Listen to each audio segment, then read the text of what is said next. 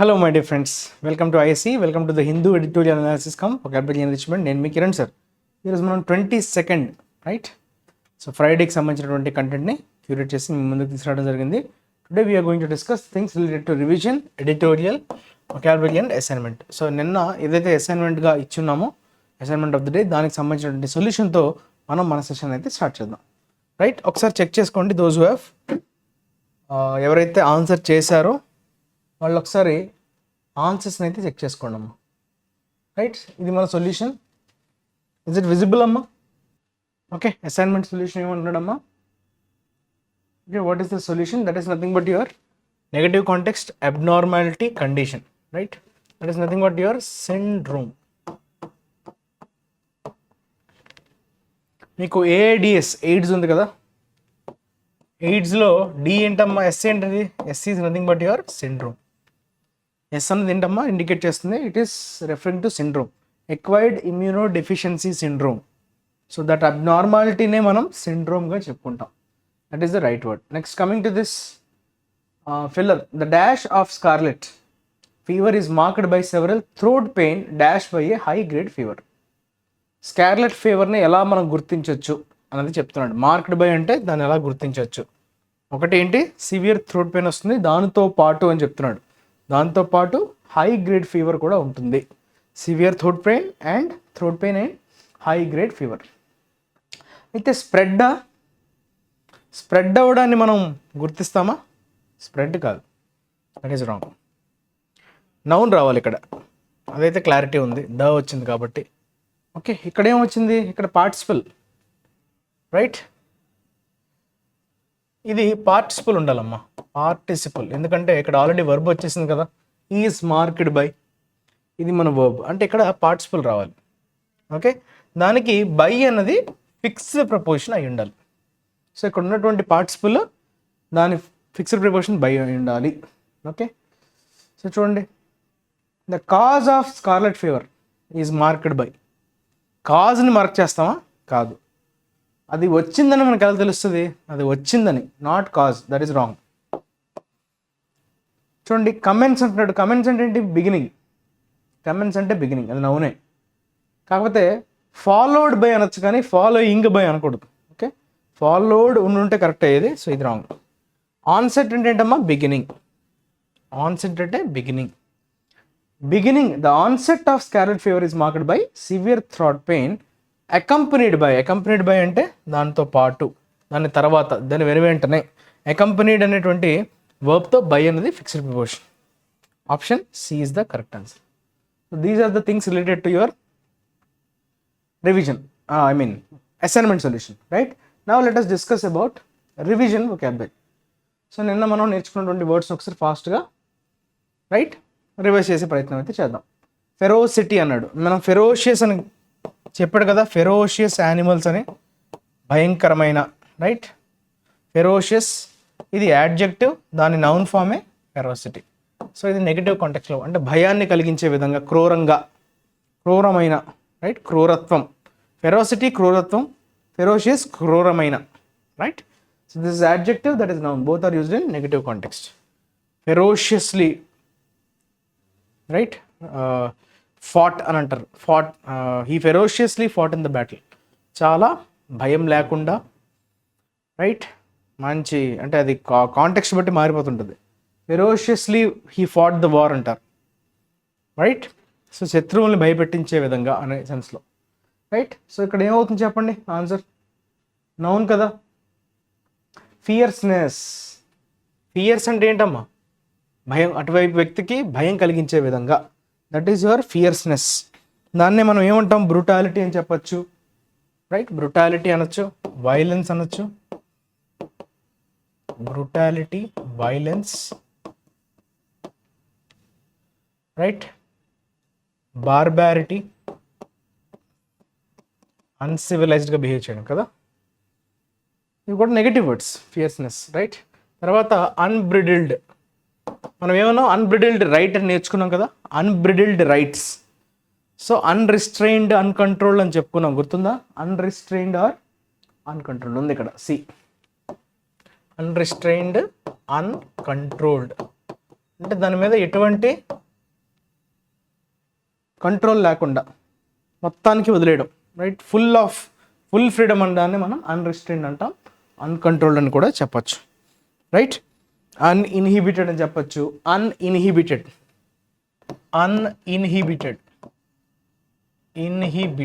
ఇది కూడా వాడచ్చు. ఇవన్నీ యాడ్జెక్టివ్స్, ఓకేనమ్మా? రైట్. అన్బ్రిడిల్డ్ రైట్స్. తర్వాత స్ట్రింజెంట్ అనేది మనకు బాగా popular word, which means strict అని. స్ట్రింజెంట్ యాక్షన్ అంటాం కదా, స్ట్రింజెంట్ మెజర్స్ అంటాం కదా, అంటే స్ట్రిక్ట్ మెజర్స్. స్ట్రిక్ట్కి దగ్గరగా ఉన్న వర్డ్ ఇది rigorous, severe, harsh, okay, strict. ఇవన్నీ కూడా words with like similar meaning, right? Sterilize, I S E or I Z E ఉంటే అది వర్బ్ అవుతుంది. స్టెరిలైజ్ చేయడం అంటే ఏంటమ్మా? దేనైనా అంటే రీప్రొడక్షన్కి పనికి రాకుండా చేయడం, ఓకే. రిమూవింగ్ ద టెస్టికల్స్ అంటాం కదా, క్యాస్ట్రేషన్ అంటాం. క్యాస్ట్రేషన్ అంటే ఏంటమ్మా? రిమూవింగ్ ద టెస్టికల్స్ రిమూవ్ చేయడం వల్ల ఏంటి? ఇంకా ప్రొడ్యూస్ అవ్వదు, రైట్? సో దానివల్ల ఏంటంటే రీప్రొడక్షన్ అనేది ఆగిపోతుంది, టెస్టిస్ అనేది ప్రొడ్యూస్ అవ్వదు ఇంకా, రైట్? టెస్టిస్ని రిమూవ్ చేయడం వల్ల, దట్ ఈస్ కాల్డ్ క్యాస్ట్రేషన్ అంటాం. దాన్ని వర్బ్ ఫామ్లో స్టెరిలైజ్, క్యాస్ట్రేట్, రైట్? సో దీన్ని ఒక్కొక్కరికి ఒక్కొక్కలా చెప్తారమ్మా. సో క్యాస్ట్రేట్ అనేది బేసిక్గా రీప్రొడక్షన్ కానివ్వకుండా చేయడం, కానీ మగవాళ్ళకి ఒకలాగా ఆడవాళ్ళకి ఒకలాగా ఉంటుంది. వ్యాసెక్టమై అంటారు, వ్యాసెక్టమైజ్. అబ్బాయిలకి వ్యాసెక్టమైజ్ అంటారు వర్బ్గా. వ్యాసెక్టమీ అంటారు యాక్చువల్గా. వ్యాసెక్టమీ అంటే కట్ చేసేయడం టెస్టికల్స్ని, వ్యాసెక్టమీ, రైట్? ఓవరీస్ని తీసేయడం, రైట్? వాళ్ళని ఏమంటామంటే అలాంటిదే వస్తుందమ్మా term. That is nothing but ovarectomize. ఓవరీస్ని రిమూవ్ చేయటం. సో మగవాళ్ళకి వ్యాసెక్టమీ అంటారు, ఆడవాళ్ళకి వ్యాసెక్టమీ, ఇంకొకటి ఓవరెక్టమీ, రైట్? ఓవరీస్ని కదా తీసేయడం. So that will lead to non production, reproduction అయ్యే ఛాన్స్ లేదు. That is called sterilization. ఇది వర్బ్ కాబట్టి క్యాస్ట్రేషన్. అదే నౌన్ ఫామ్గా మార్చేస్తే ఇది స్టెరిలైజేషన్ అవుతుంది, అది క్యాస్ట్రేషన్ అవుతుంది, అది వ్యాసెక్టమీ, అది ట్యూబెక్టమీ అంటారమ్మా. ఎప్పుడు గుర్తొచ్చింది? ఫెలోపియన్ ట్యూబ్స్ని కట్ చేసేయడం. ఫెలోపియన్ ట్యూబ్స్ అంటే ట్యూబెక్టమీ. లేడీస్కి ట్యూబెక్టమీ, మెన్కి అయితే వ్యాసెక్టమీ అంటాం, రైట్? తర్వాత ఎన్కంపాస్. ఎప్పుడు కనిపించినా మీకు ఆల్మోస్ట్ అది వర్బ్ అయ్యే ఛాన్స్ ఎక్కువ. Encourage, ensemble, right? ఎంట్రీట్.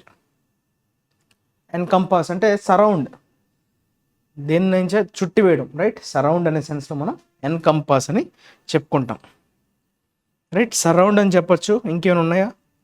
ఎన్సర్కిల్,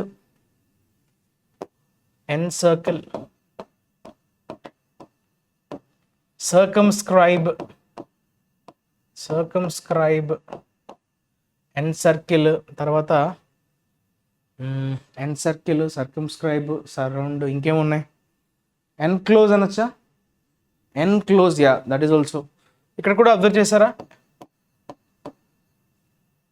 ఎంత వచ్చినవన్నీ వర్బ్సే. ఎన్సర్కిల్, ఎన్క్లోజ్, ఇది కూడా వర్బే.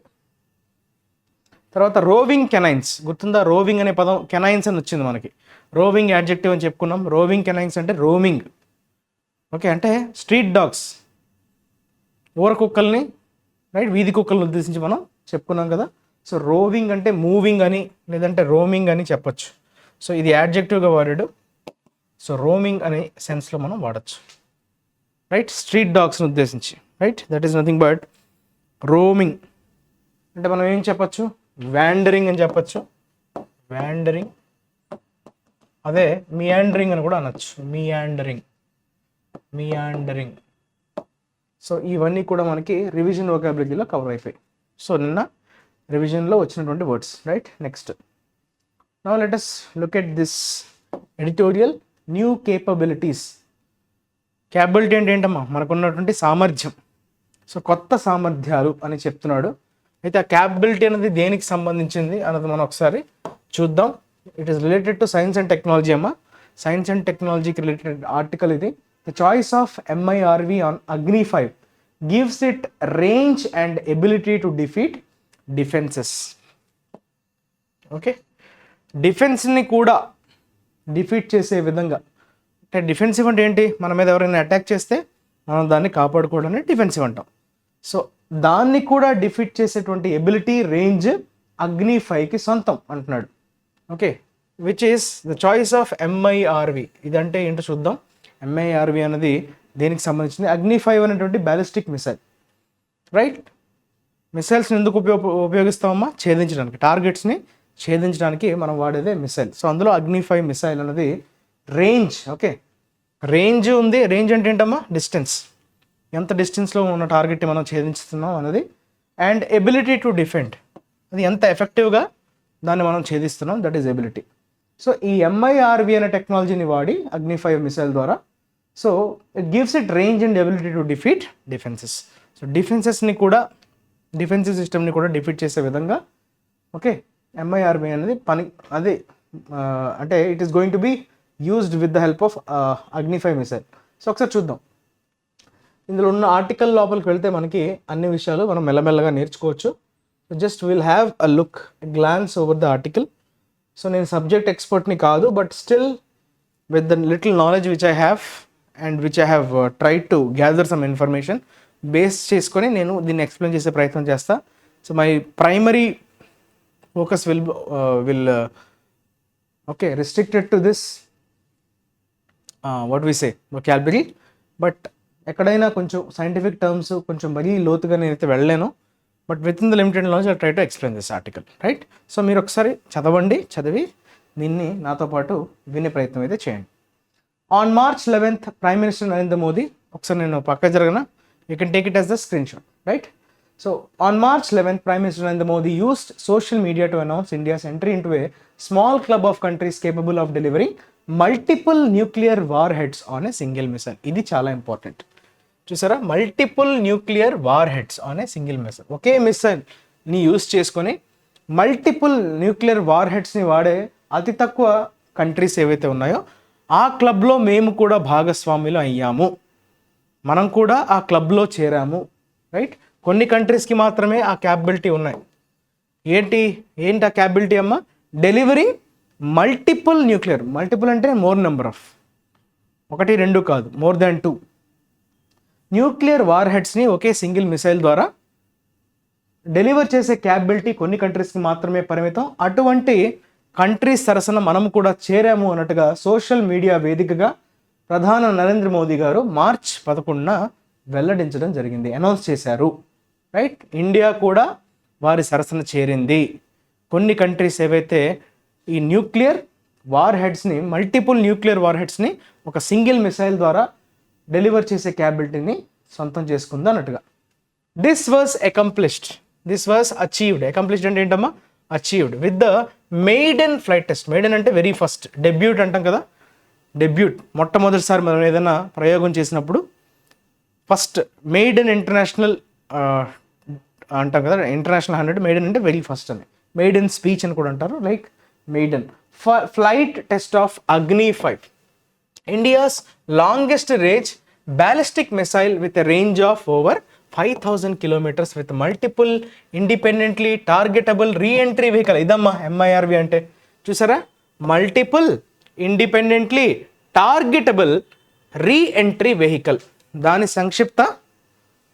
సంక్షిప్తంగా MIRV అని చెప్తాం. That is called MIRV. So అగ్ని 5 అనేది టెస్ట్ చేయడం జరిగింది, మెయిడెన్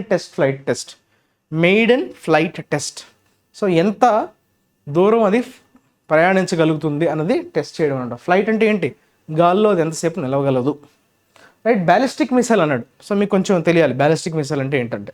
బేసిక్గా బ్యాలిస్టిక్ మిసైల్ అంటే నథింగ్ బట్, మనం దేనైనా టార్గెట్ చేస్తున్నప్పుడు, ఎస్పెషల్లీ ఫిక్స్డ్ టార్గెట్స్ ఉండేటప్పుడు ఈ మిసైల్స్ ద్వారా మనం ఏం చేస్తామంటే, కొంత ఒక ప్రొజెక్షన్, ఒక యాంగిల్ అనమాట, సర్టెన్ యాంగిల్, గ్రౌండ్తో సర్టెన్ యాంగిల్తో మనం దాన్ని గాల్లో పంపించే ప్రయత్నం చేస్తాం. అది కొంత డిస్టెన్స్ వెళ్ళాక ఏమవుతుందంటే ఫ్రీ ఫాల్ అవుతుంది డ్యూ టు గ్రావిటీ. సో ఆ ఫ్రీ ఫాల్ అయ్యి కరెక్ట్గా టార్గెట్ని ఛేదిస్తుంది అనమాట. సో మనం ఏ యాంగిల్లో పంపిస్తే అది కొంత దూరం ప్రయాణించిన తర్వాత పడుతుందో రైట్. ఆ పడేదాన్నే మనం ఏమంటాం, బ్యాలిస్టిక్ మిసైల్ అంటాం. రైట్. అంటే ఎక్కువగా ఫిక్స్డ్ టార్గెట్స్ ఎక్కడైతే ఉంటాయో మనం కరెక్ట్గా ఎంతవరకు అది ప్రయాణించడానికి అవకాశం ఉంటుందో అన్నది చెక్ చేసుకొని ఆ యాంగిల్ని సెట్ చేసుకొని అక్కడ తర్వాత ఆ సర్టైన్ ఆల్టిట్యూడ్ అనేది రీచ్ అయిన తర్వాత అది గ్రావిటీ వల్ల కింద పడిపోతుంది.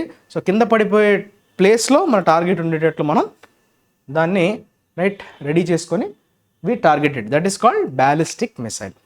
ఇంకోటి క్రూజ్ మిసైల్స్ అని ఉంటాయి. క్రూజ్ మిసైల్స్ పని ఏంటి, అవి ఫిక్స్డ్ టార్గెట్స్ మీద కాదు, మూవింగ్ టార్గెట్స్ ఏవైతే ఉంటాయో సో దాని కంప్లీట్ కంట్రోల్, దాని పాత్ ట్రాజెక్టరీ మొత్తాన్ని మనం క్రూజ్ మిసైల్స్ ద్వారా ఏం చేయొచ్చు, మనం కంట్రోల్ చేయొచ్చు. బ్యాలిస్టిక్ మిసైల్స్లో ఫ్రీ ఫాల్ని మనం కంట్రోల్ చేయలేం. ఫ్రీ ఫాల్ ఎక్కడ సెట్ చేసుకుంటుంది అది బ్యాలిస్టిక్ మిసైల్.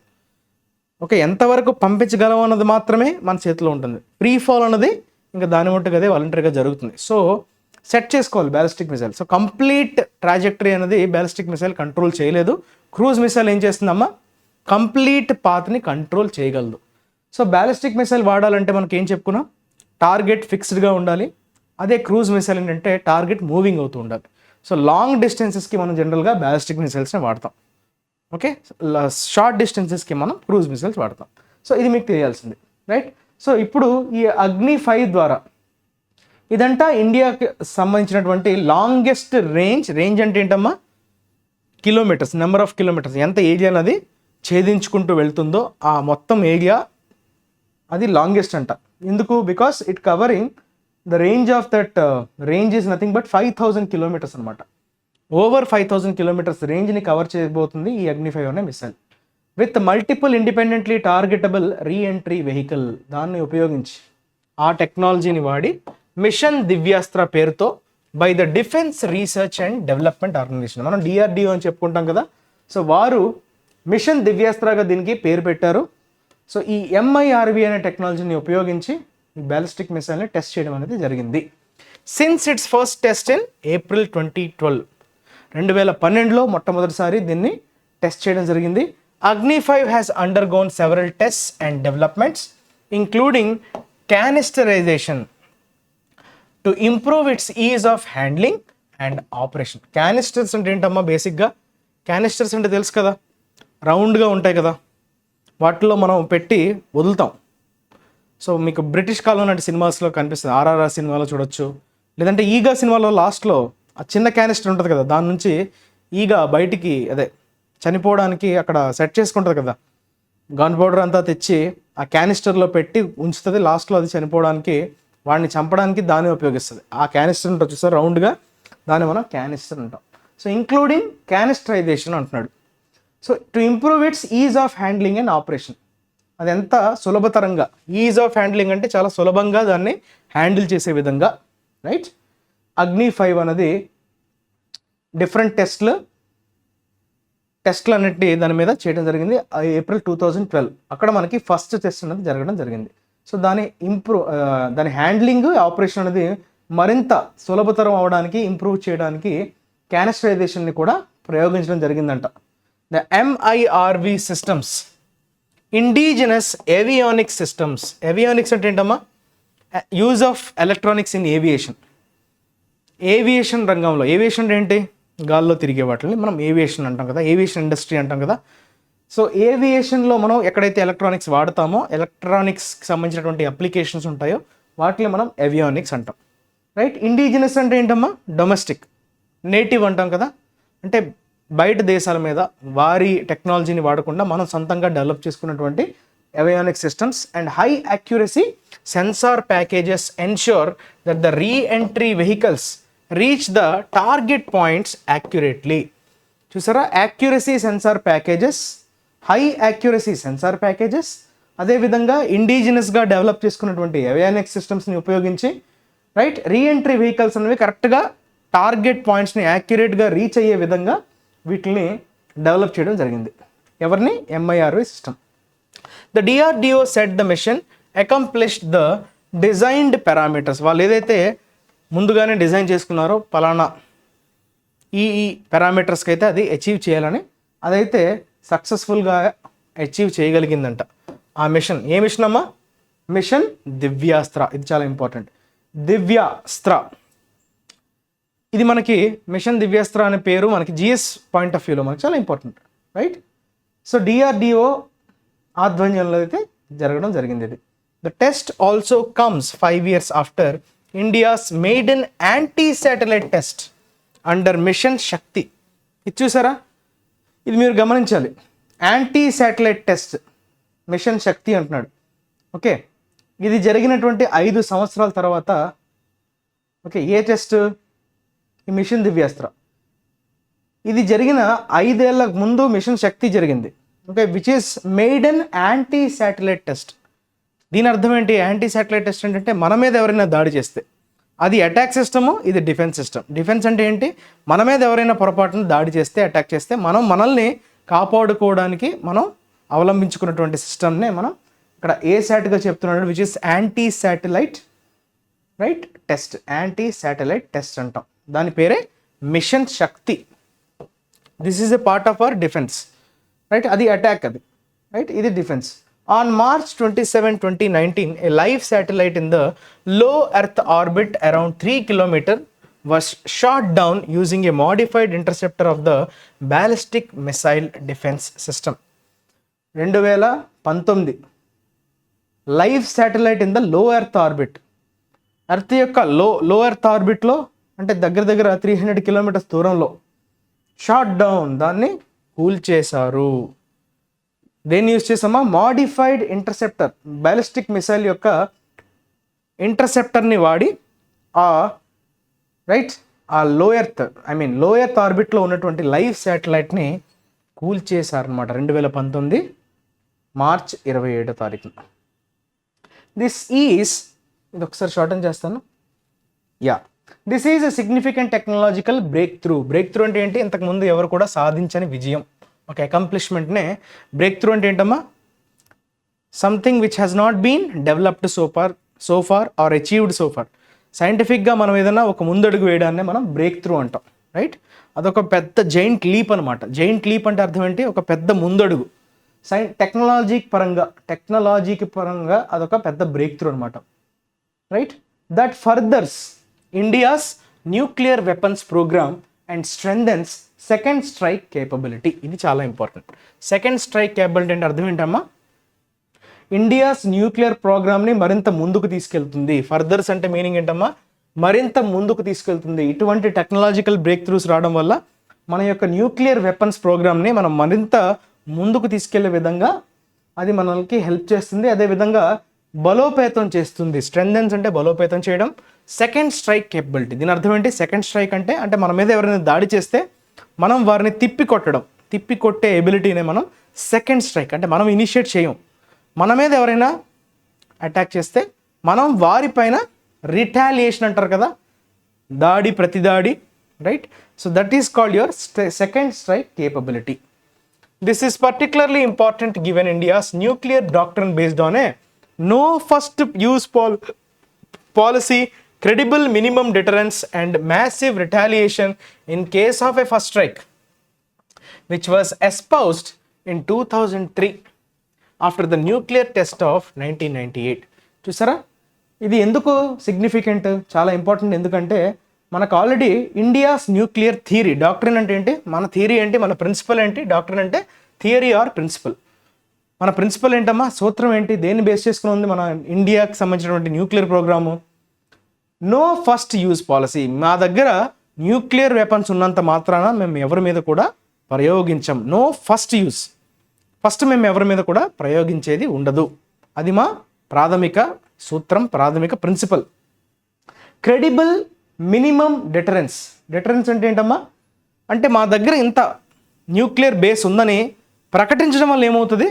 అవతల వ్యక్తి మన మీద దాడి చేసేటప్పుడు 1-2 సార్లు ఆలోచిస్తాడు. ఎందుకంటే మన మీద దాడి చేశాడా, మనం వాళ్ళ మీద తిరిగి దాడి చేసేటువంటి స్ట్రెంగ్త్ క్యాపబిలిటీ మన దగ్గర ఉంది అని చెప్పేటప్పుడు అవతల వ్యక్తి ఖచ్చితంగా భయపడతాడు. డెటరెన్స్ అంటే మీనింగ్ ఏంటమ్మా? డిస్కరేజ్మెంట్. సో మినిమం డెటరెన్స్ అంటే అర్థం ఏంటంటే విశ్వసనీయత అంటాం, credibility. Credible adjective, credibility noun. So credible minimum deterrence. So అంటే అవతల వ్యక్తి మన మీద అటాక్ చేసేటప్పటికి 1-2 సార్లు ఆలోచించి, రేదరా బాబు వీళ్ళు మన మీద ఫస్ట్ దాడి అయితే చేయరు, కానీ మనం కానీ చేస్తే వాళ్ళు ఖచ్చితంగా రిటాలియేట్ చేస్తారు, మనం తట్టుకోలేం అనేటువంటి ఒక డిస్కరేజ్మెంట్ని కలిగించడం. అండ్ మ్యాసివ్ రిటాలియేషన్ అంటే మనకి మన మీద దాడి చేస్తే మనం రెండింతలు దాడి, మ్యాసివ్ అంటున్నాడు చూసారా. అంటే మనం చేసిన దాడి యొక్క తీవ్రతతో కంపేర్ చేసుకుంటే మనం రెండింతలు మూడింతలు తీవ్రతతో దాన్ని రీఅటాక్ చేయడం, రైట్, ఇన్ రెస్పాన్స్, రైట్. ఆ అటాక్కి దాడికి ప్రతిదాడి చేయడం, దట్ ఈస్ రిటాలియేషన్. ఇందాక చెప్పుకున్నాం కదా. In case of a first right, ఒకవేళ మన మీద ఎవరైనా దాడి చేస్తే, విచ్ వాజ్ ఎస్పౌజ్డ్ ఇన్ 2003, 2003లో ఒకసారి ఇట్లా చేశారంట. ఎస్పౌజ్డ్ అంటే దాన్ని ఇంప్లిమెంట్ చేశారు. After the nuclear test of 1998లో న్యూక్లియర్ టెస్టులు జరిగిన తర్వాత 2003లో ఒకసారి ఇట్లా జరిగితే మనం దాన్ని రిటాలియేట్ చేసుకోగలిగామంట. The choice of the MIRV on Agni 5, a 3-stage solid fueled engine, is significant as it focused towards China, given its range and multiple warheads, give it the ability to defeat missile defenses. Okay, దీన్ని ఎందుకు ఎంచుకున్నారమ్మా? Choice of the MIRV on Agni 5, అది 3 స్టేజ్లతో కూడుకున్నటువంటి ఒక fuelled engine అనమాట, solid fuelled engine. It is significant, అది చాలా ఇంపార్టెంట్. ఎందుకయింది? Because as it is focused towards China వైపు ఫోకస్ అయి ఉంది. Given its range and multiple వార్హెడ్స్ని వాడటం అన్నది ఒక biggest advantage of this MIRV అనమాట. మల్టిపుల్ వార్హెడ్స్ని వాడటం అన్నది వేరే టెక్నాలజీలో పాసిబుల్ కాదు. రేంజ్ చూసుకున్నా పెద్దది, ఇందాక మనం అనుకున్నాం కదా 5000 కిలోమీటర్స్ అని. అలానే మల్టిపుల్గా వార్హెడ్స్ని పెట్టడం వల్ల ఏంటంటే ఒకేసారి మనం డిఫరెంట్ లొకేషన్స్లో పెట్టి మనం మిసైల్ని వదలొచ్చు. సో అది చాలా పెద్ద అడ్వాంటేజ్ అవుతుంది కదా, right. Multiple warheads give it the ability to defeat missile defences. Okay, వాళ్ళు అడ్డుకుందామని ప్రయత్నించినా దాన్ని కూడా కంప్లీట్గా డిస్ట్రాయ్ చేసేటువంటి క్యాపబిలిటీ ఉన్నటువంటి రైట్ టెక్నాలజీ అది MIRV. India completed the nuclear triad where Mr. Modi declared in November 2018 that the country's first nuclear powered ballistic missile submarine INS Arihant had finished its first deterrence patrol, right. Nuclear triad అంటే 3 అనే సంఖ్య కదా, triad అంటాం కదా. మిరియాడ్ అంటే lot of, triad అంటే 3. Triad, nuclear triad అంటే అక్కడ అర్థం ఏంటి? ఆకాశం మీద, భూమి మీద, వాటర్లో అని అర్థం, right. On the ground, right, air strikes కావచ్చు, సబ్మెరీన్ ద్వారా మనం వాటర్లో స్ట్రైక్స్ చేయడం కావచ్చు, లేదంటే ల్యాండ్ మీద. దాన్ని ఉద్దేశించి న్యూక్లియర్ ట్రయడ్ అన్నాడు. కంప్లీటెడ్ ద న్యూక్లియర్ ట్రయడ్ అంటే అంతకుముందు మనకు 2 మాత్రమే ఉండేవి, సబ్మెరీన్ లేదు. సో ఈ INS అరిహంట్ అనే సబ్మెరీన్ వచ్చినప్పుడు ballistic missile, okay, first nuclear powered ballistic missile. ఇది చాలా మంచిది, ఇది మీకు చాలా important. Countries first nuclear powered ballistic missile submarine is INS Arihant. దాని పేరు INS Arihant, right. Had finished it's first deterrence patrol. Deterrence అంటే ఇందాక చెప్పుకున్నాం కదా, డిస్కరేజ్, అవతల వ్యక్తి భయపడాలి, వీళ్ళ దగ్గర ఉన్నాయి. సో ఆ ప్యాట్రోలింగ్ అనేది కంప్లీట్ చేసేసిందంట INS అరిహంట్, రైట్. నవంబర్ 2018లోనే డిక్లేర్ చేయడం జరిగింది మోదీ గారు, రైట్. ఇండియా యొక్క first nuclear powered ballistic missile submarine. The MIRV is the next technological threshold in this direction, and it is now only logical and a matter of time before the MIRV is deployed on submarine launched ballistic missiles. MIRV అనేది next technological threshold, అంటే next లెవెల్కి తీసుకెళ్తుంది అనమాట. ఇది ఆ డైరెక్షన్లోకి ఇది వెళ్తుంది MIRV. ప్రస్తుతానికి చూసుకుంటే only logical and a matter of time before the MIRV is deployed on సబ్మెరీన్లో దాన్ని వాడటం, దాన్ని ప్లేస్ చేయడం. డిప్లాయ్ చేయడం అంటే ఏంటమ్మా? దాన్ని ప్లేస్ చేయడం, పొజిషన్ చేయడాన్ని మనం డిప్లాయ్ అంటాం. ఈ సబ్మెరీన్ లాంచ్డ్ బ్యాలిస్టిక్ మిసైల్స్లో MIRVని ఇంకా డిప్లాయ్ చేయాల్సి ఉంది. సో అది చేయకముందు ఇది ఒక నెక్స్ట్ టెక్నాలజికల్ థ్రెషోల్డ్గా మారింది అన్నట్టుగా చెప్తున్నాడు. So China which is fast expanding, China విషయానికి వస్తే, which is fast expanding it's nuclear Arsenal. Arsenal అంటే ఏంటమ్మా? అంటే లాట్స్ ఆఫ్ వెపన్, అమ్ముల పొది అంటాం. సో అస్త్రాలన్నీ ఉండడం, మన దగ్గర ఉన్నటువంటి అస్త్రాలన్నింటినీ ఆర్సనల్ అంటాం. మన దగ్గర ఉన్నటువంటి గన్స్, వెపన్స్, సో మొత్తం వాటన్నిటినీ కలిపి ఆర్టిలరీ అని కూడా అంటారు. ఆర్టిలరీ కానీ ఆర్సనల్ అంటే అమ్ముల పొది. మన దగ్గర ఉన్నటువంటి అస్త్రాలన్నీ ఒక చోట ఉండే వాటిని మనం ఆర్సనల్ అంటాం. అది కూడా న్యూక్లియర్ ఆర్సనల్ అంటున్నాడు. ఆ న్యూక్లియర్ ఆర్సనల్ని మరింత ఎక్స్పాండ్ చేసుకుంటుంది ఉంది at a fast pace which is fast expanding. So చాలా త్వరగా ఎక్స్పాండ్ చేసుకుంటూ వెళ్తుంది China. Has already deployed MIRV technology. MIRV టెక్నాలజీని మనం ఇంకా ఆలోచిస్తున్నాం. వాళ్ళు ఆల్రెడీ డిప్లాయ్ చేశారంట, దాన్ని పొజిషన్ చేసేసారు, ప్లేస్ చేసేసారు. First deployed by the US in 1970. 1970లోనే యుఎస్ఏ టెక్నాలజీని వాడటం జరిగింది. మనం ఇంకా 2020, రైట్, 50 years అహెడ్ వాళ్ళు మనకంటే. Pakistan claims to have tested it as well. Pakistan కూడా మేము టెస్ట్ చేసామన్నట్టుగా ప్రకటించుకుంది. ఇన్ దిస్ రిగార్డ్, దీనికి సంబంధించి the other side of this development is the factor of escalation dynamics that is going to accelerate in the reason with China and Pakistan. ఇప్పుడు China already MIRV టెక్నాలజీని deploy చేసింది. పాకిస్తాన్ ఏమో మేము already టెస్టులు చేసేసామని ప్రకటించుకుంది. So దీనివల్ల ఏమవుతుందంటే ఈ రీజన్లో విపరీతమైనటువంటి ఒక పోటీ వాతావరణం అనేది నెలకొండింది. ఓకే, గోయింగ్ టు యాక్సలరేట్ అంటే మరింత తీవ్రస్థాయి అవుతుంది, ఆ పోటీ అనేది తీవ్రతరం అవుతుంది అని చెప్తున్నాడు, right. So other side of this development అంటే ఏంటమ్మా? డెవలప్మెంట్ అంటే అభివృద్ధి కాదు. డెవలప్మెంట్ అంటే పరిణామాలు. ఓకే, ఈ పరిణామాన్ని ఉద్దేశించి డెవలప్మెంట్ అంటున్నాడు. ఫ్యాక్టర్ ఆఫ్ ఎస్కలేషన్ డైనమిక్స్ అంటే ఎవరు ముందుకు వెళ్ళాలి, మేమే గొప్ప అని చెప్పడం, right. That is called escalation. Escalation అంటే ఏంటి? పైకి వెళ్ళటం, right. So the spiral race of one upmanship. మేమే గొప్ప. అప్మ్యాన్షిప్ అంటే ఏంటి? మేమే సుపీరియర్, అందరికన్నా మేమే తోపు అనుకోవడం. Spiral race of one upmanship is only going to deepen. అది మరింత డీప్ అయ్యే అవకాశం ఉంది. Get more technological intensive and turn out to be an expensive endeavour as well. So ఈ పోటీ వల్ల ఏమవుతుంది? ఇంకా టెక్నాలజీ ఇంటెన్సిటీ వైపు వెళ్ళే ఛాన్స్ ఉంది. దీనివల్ల ఏమవుతుంది? ఎక్స్పెన్సెస్ అనేవి బాగా పెరిగిపోయే అవకాశం అయితే ఉంది అన్నట్టుగా చెప్తున్నాడు. ఎక్స్పెన్సివ్ ఎండీవర్ అంటే అటెంప్ట్ అమ్మా. ఎండీవర్ అంటే ఎఫర్ట్ అని చెప్పొచ్చు, ఆర్ అటెంప్ట్ అనే మీనింగ్ వస్తుంది, right. Expensive attempt are effort, endeavour, right. Future endeavours అంటారు చూసారా, all the best for your future endeavours. So అట్లా ఎండీవర్ అనే పదాన్ని వాడతాం, అక్కడ నౌన్గా వాడాడు, రైట్. అప్మ్యాన్షిప్ అనే పదం చూసారా, సుపీరియర్గా ఉండాలి అనుకోవడం. టెక్నాలజీ ఇంటెన్సివ్, మరింత టెక్నాలజీని అవసరం ఉన్నా లేకపోయినా ఈ కాంపిటీషన్ వల్ల ఇంకా తీవ్రంగా వెళ్ళిపోవడం, దానివల్ల ఖజానా మీద భారం పట్టడం, ఎక్స్పెన్సివ్ ఎండీవర్ అయిపోయే ఛాన్స్ ఉందని చెప్తున్నాడు. That is about today's editorial. Now let us look at the vocabulary portion. Conciliatory అన్నాడు, ఇది యాడ్జెక్టివ్ కదమ్మా, ఇది యాడ్జెక్టివ్గా వాడాడు. రీకన్సిలియేషన్ విన్నారు కదా. రీకన్సిలియేషన్ అంటే ఏంటి? Restoring the friendly relations. ఎప్పుడైనా చెడిపోయినటువంటి రిలేషన్స్ని మళ్ళీ రీస్టోర్ చేయడాన్నే రీకన్సిలియేషన్ అంటాం, రైట్. రాజీ కుదర్చడం అంటాం. సో ప్లకేట్ అంటే ఏంటమ్మా? ఎవరినైనా బుజ్జగించడం. అపీస్ చేయడం అంటే ఏంటమ్మా? శాంతపరచడం, వారిని కూల్ చేయడం, right. Conciliation noun, conciliatory adjective. The UK government was not in a conciliatory mood అంటే ఎవరైనా బుజ్జగించి కూల్ డౌన్ చేద్దామన్నా కూల్ డౌన్ అయ్యే పరిస్థితులు లేదు అని చెప్తున్నాడు. కన్సిలియేటరీ మూడ్లో లేదు, right. Showing willingness to end a disagreement. వారి మధ్య ఉన్నటువంటి ఒక తగాదా కావచ్చు, డిసగ్రిమెంట్ కావచ్చు, దానికి విల్లింగ్నెస్ని చూపించడాన్ని కన్సిలియేటరీ అంటాం, రైట్.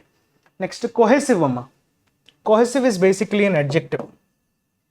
కొహెసివ్ అనేది కలిపి ఉంచడం, దేన్నైనా కొహెషన్ అంటాం. కొహెషన్ అన్నది నౌన్గా చెప్పుకుంటాం. Cohesion is basically used as noun. దాని యాడ్జెక్టివ్ ఫామే కొహెసివ్.